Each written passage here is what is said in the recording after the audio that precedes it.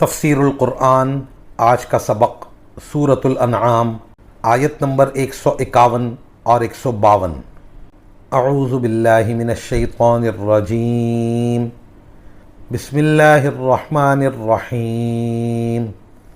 قل تعالوا اتل ما حرم ربكم علیکم الا تشرکوا به شیئا وبالوالدین احسانا ولا تقتلوا أولادكم من إملاق نحن نرزقكم وإياهم ولا تقربوا الفواحش ما ظهر منها وما بطن ولا تقتلوا النفس التي حرم الله إلا بالحق ذلكم وصاكم به لعلكم تعقلون ولا تقربوا مال اليتيم إلا بالتي هي أحسن حتى يبلغ أشده وأوفوا الكيل والميزان بالقسط لا نكلف نفسا إلا وسعها وإذا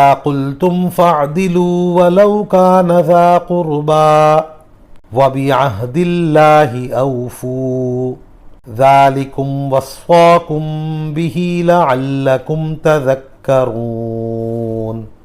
ترجمہ: ان سے کہو کہ آؤ میں تمہیں پڑھ کر سناؤں کہ تمہارے پروردگار نے در حقیقت تم پر کون سی باتیں حرام کی ہیں۔ وہ یہ ہیں کہ اس کے ساتھ کسی کو شریک نہ ٹھہراؤ، اور ماں باپ کے ساتھ اچھا سلوک کرو، اور غربت کی وجہ سے اپنے بچوں کو قتل نہ کرو۔ ہم تمہیں بھی رزق دیں گے اور ان کو بھی، اور بے حیائی کے کاموں کے پاس بھی نہ پھٹکو، چاہے وہ بے حیائی کھلی ہوئی ہو یا چھپی ہوئی، اور جس جان کو اللہ نے حرمت عطا کی ہے اسے کسی برحق وجہ کے بغیر قتل نہ کرو۔ لوگو، یہ ہیں وہ باتیں جن کی اللہ نے تاکید کی ہے تاکہ تمہیں کچھ سمجھ آئے، اور یتیم جب تک پختگی کی عمر کو نہ پہنچ جائے اس وقت تک اس کے مال کے قریب بھی نہ جاؤ، مگر ایسے طریقے سے جو اس کے حق میں بہترین ہو، اور ناپ تول انصاف کے ساتھ پورا کیا کرو۔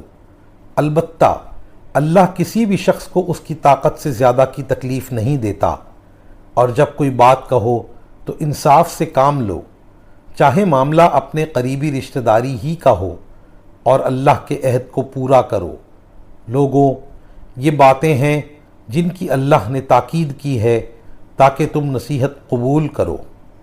ان آیات میں سب سے پہلے ارشاد فرمایا کہ بے حیائی کے کام جس طرح کھلم کھلا کرنا منع ہے، اسی طرح چوری چھپے بھی منع ہے۔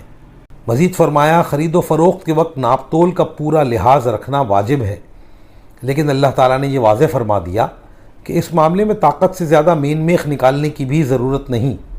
انسان کو پوری کوشش کرنی چاہیے کہ ناپ تول ٹھیک ہو، لیکن کوشش کے باوجود تھوڑا بہت فرق رہ جائے تو وہ معاف ہے۔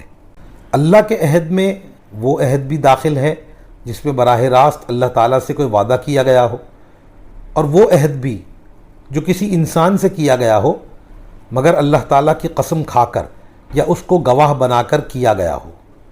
وآخر دعوانا ان الحمد للہ رب العالمین۔